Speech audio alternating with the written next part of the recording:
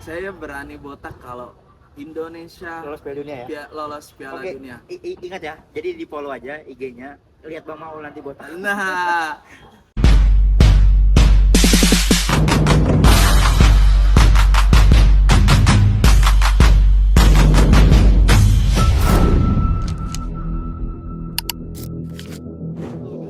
Assalamualaikum warahmatullahi wabarakatuh. Kembali lagi bersama Bak Kisah Bola. Dengan saya Bro Maul dan Bro Reza. Hari ini kita akan membahas terkait timnas Indonesia untuk kualifikasi Piala Dunia ronde 4 ya. Iya. Jadi apa yang hari ini bakal kita bahas ya? Kita hari ini rencananya kita pengen melihat sebesar apa peluang Indonesia untuk bisa lolos ke Piala Dunia. Tapi seberapa besar nih ya peluangnya? Kalau dilihat dari banyaknya media-media, terutama media luar, Indonesia memang diremehkan. Berapa persen sih Jak kemarin tuh Jak? Aku Rata-rata- lihat ada 7%. Iya ada benar. itu. Bahkan 5-7% kan kita untuk langsung lolos Iya. ke Piala Dunia. Tapi kan sebenarnya ini sepak bola kan bukan matematika ya. Ya, Jadi benar. apapun bisa terjadi di lapangan. Yang 7% tuh mungkin bisa yang langsung lolos ke putaran selanjutnya. Ya, dan kita berharap seperti itu. Ya, ya. Tapi kalau dari statistik kayak apa sih Jak sebenarnya kalau dilihat ini? Kalau berkaca kepada 2 pertandingan kemarin, Oh, kita berkacanya nggak usah terlalu jauh, yang pasti kita berkaca dari hasil uji coba Iya, aja benar. dari Indonesia kemarin lawan Lebanon dengan apa Dengan ya? skor 0-0. Cina Taipei. dan Cina Taipei kita menang dengan skor 6-0. Oh ya, jumlah yang pantas. Nanti mungkin kita bisa tampilkan juga Ul, Oh yang bisa statistik bisa. yang kita buat sendiri. Ya bisa. Nanti kita bakal menampilkan statistiknya bahwa gimana Zak? Mungkin bisa dibacakan. Oke. Pertama Ul, memang dari segi penguasaan bola kita jauh menang dari Cina Taipei. Ini kita bicara Ya. tentang Cina Taipei dulu ya. Ya, Tembakan kita dapat 23 tembakan, sedangkan Cina Taipei itu cuma 1 tembakan. tapi shot on targetnya Nah, satu target dari 23 itu kita hanya cuma dapat 5. aduh, jumlah yang Ini sangat sedikit sekali ya. 50% tuh nggak sampai ya Ul. Ya. Habis itu kita dapat akurasi passing 89. Sebenarnya ya dibilang juga bagus juga enggak, dibilang jelek juga enggak. Tendangan pojok kita dapat 4 tendangan pojok, dan pelanggaran kita cukup banyak sih, 12 pelanggaran seperti itu. Ya. Kalau kita berkaca kepada statistik ini loh, 69% penguasaan bola dengan tembakan 23 sebenarnya normal sih, Itu masih normal ya? masih normal. Tapi yang kita sayangkan tembakan tepat sasaran ini kok jauh dari Jomplang harapan. banget Iya. ya. Bahkan dari 6 gol tembakan tepat sasaran cuma 5 loh. 5 ya? Iya. Nah itu sudah Kan berarti tembakan-tembakan dari luar kotak penalti, habis itu umpan-umpan yang mungkin akurat itu kurang masih Indonesia. ini perlu ada namanya striker tajam, tapi Benar. memang kita kemarin beberapa ada yang absen seperti kayak siapa Ole Romani. Romani benar. Tapi kemarin juga memang ada tambahan pasukan dari Mauro Zilstra sama siapa? Jonathan. Miliano Jonathan.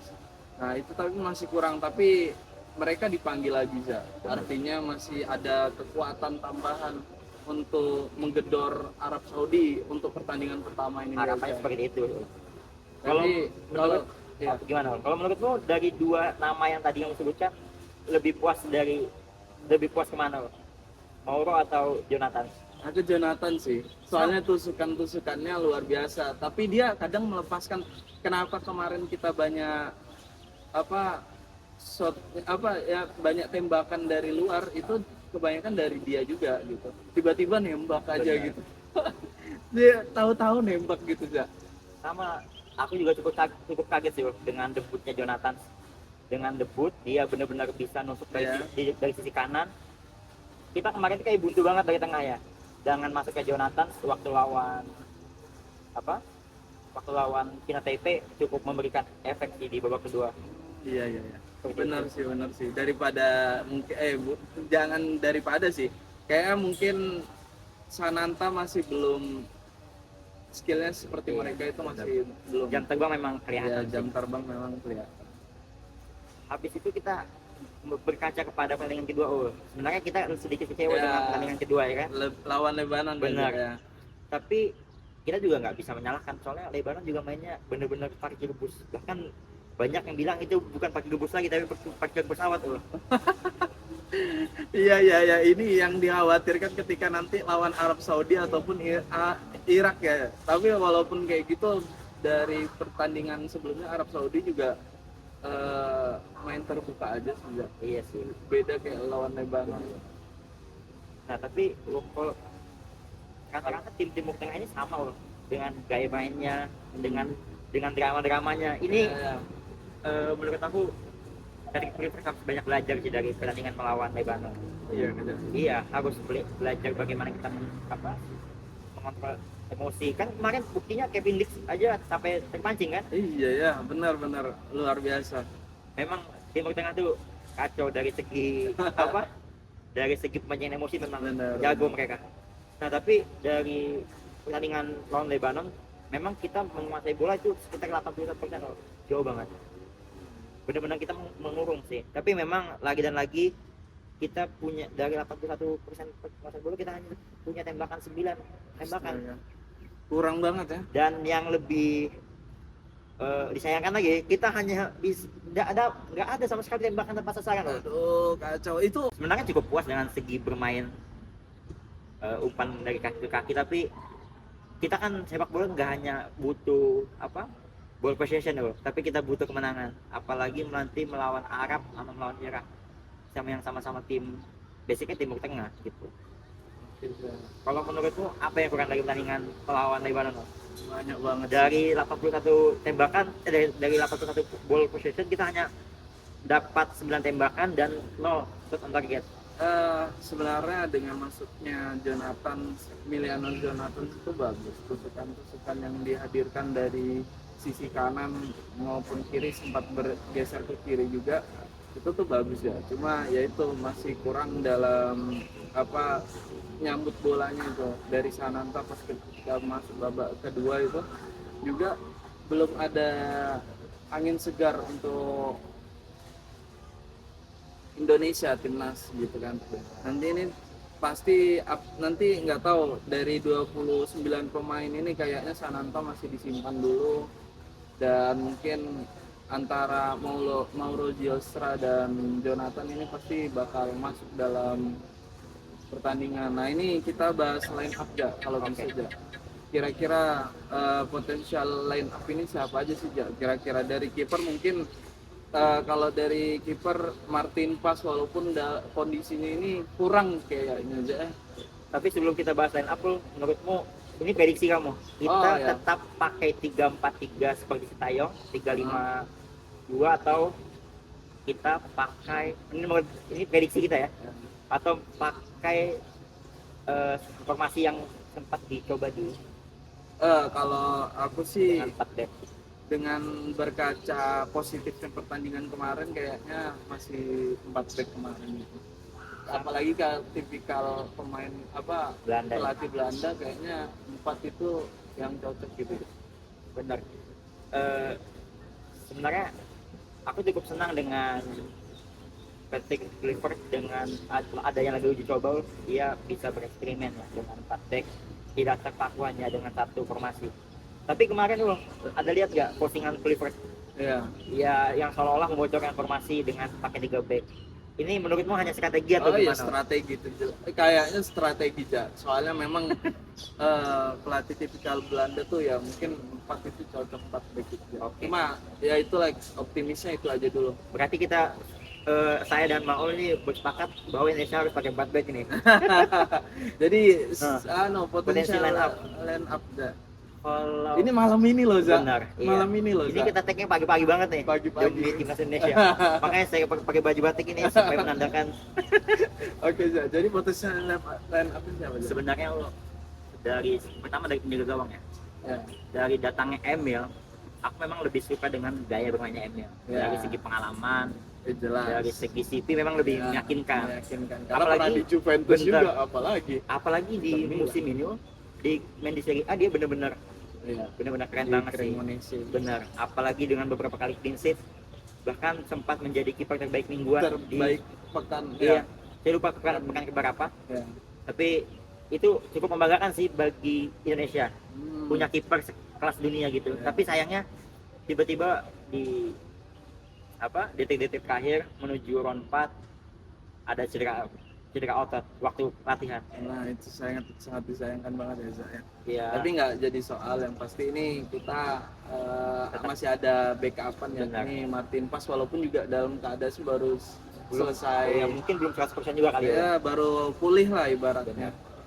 Iya, mau nggak mau kita harus pakai Martin Paes. Martin Pas. Pilihan terbaik adalah Martin Nah. Paes. Kalau dia memang bisa turun ya, mudah-mudahan bisa turun nanti. Untuk 4 back ini Ya. siapa kira-kira? Yang pasti ya Bang Jai nggak mungkin Bang terganti kan, Jai. ya nggak sih? Bang Jai, walaupun kemarin pas pertandingan terakhir itu sempat crash dia sama pemain waktu itu pas pekan kemarin itu. Yang pasti Bang Jai alhamdulillah dalam kondisi sehat juga. Siapa lagi? Kevin Dix. Oke. Di kiri ada tetap gunakan si jasanya si Calvin Verdong. Benar. Habis itu yang kanan ini, nah ini kanan ini agak tricky ya. Kadang mungkin Yance, Bisa Yance atau Sandy Walsh. Sandy Walsh. Oh, kalau pilihanmu Sandy Walsh. Sandy Walsh. Oke. Kevin Dix sebenarnya juga bisa sih. Ya, Tapi cuma kalau kan kamu dia lebih senang Kevin Dix di CB di back CB. tengah. Oke. Soalnya kan kemarin dari beberapa pertandingan mau kelabak itu tuh dia di tengah kalau nggak salah. Oke, benar. Memang Di center. Kevin Dix itu adalah salah satu pemain yang bisa di berbagai lini. Nah, alhamdulillahnya itu. Abis itu yang dari tengah aja, siapa aja? Ya nyata Tom Hai pasti. Hai. Habis itu ada Pelupesi. Pelupesi aja ya. Sebenarnya Tapi kalau Tom Hai menurutku kayaknya dipasang di babak kedua. Tapi Kenapa itu prediksimu seperti itu? nggak tahu ya. Kayaknya di Persib Bandung memang dia juga masih menyesuaikan juga di Persib Bandung. Tapi mungkin penampilannya bagus juga. Cuma untuk kayaknya lawan Arab kalau di awal ini kayak masih siapa dulu bisa yang lebih muda tuh siapa sih ya? Siapa ya anaknya? Kalau biasanya kan Marcelino gelandang Iya, sama. benar. Tapi aku tetap berharap sih Tom Hai, kenapa aku berharap banget Tom Hai? Soalnya Tom Hai ini adalah orang salah satu pemain yang pakai otak mainnya loh, nggak hanya Iya. pakai tenaga kan. Iya. Habis itu ada Pelupesi. Sebenarnya aku berharap banget kakak Ricky Kamboya main sih. Nah, iya kayaknya bisa opsinya tuh Kak Kiki.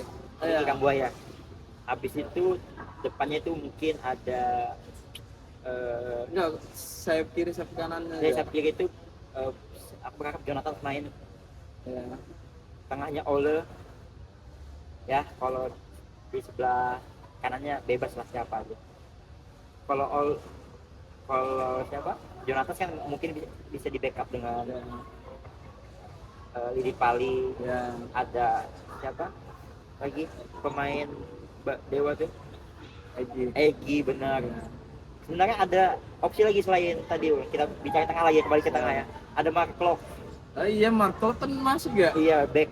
Iya. Kembali lagi ke timnas dengan penampilannya melawan Cina Taipei cukup menjanjikan. Iya, loh. benar.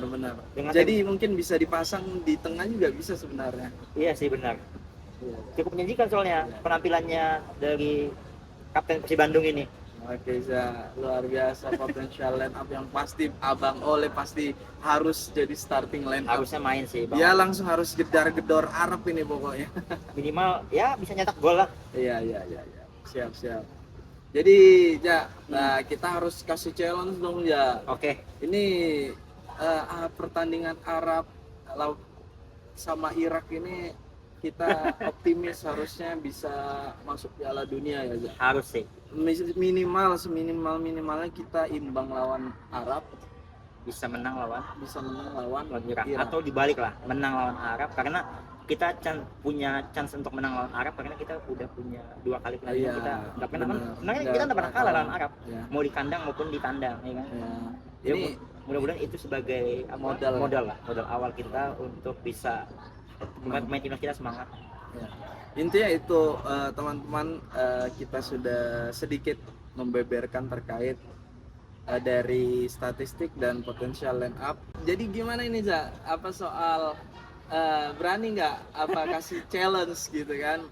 Kalau saya ya, saya berani botak kalau Indonesia Lolos Piala Dunia ya. lolos Piala Oke, Dunia. Ingat ya, jadi di follow aja IG-nya. Lihat Bang Maul nanti botak. Nah, pokoknya harus follow IG-nya, nanti lihat kalau aku botak gimana. Berarti itu timnas udah Piala Dunia tuh kalau Bang Iya. Maul botak.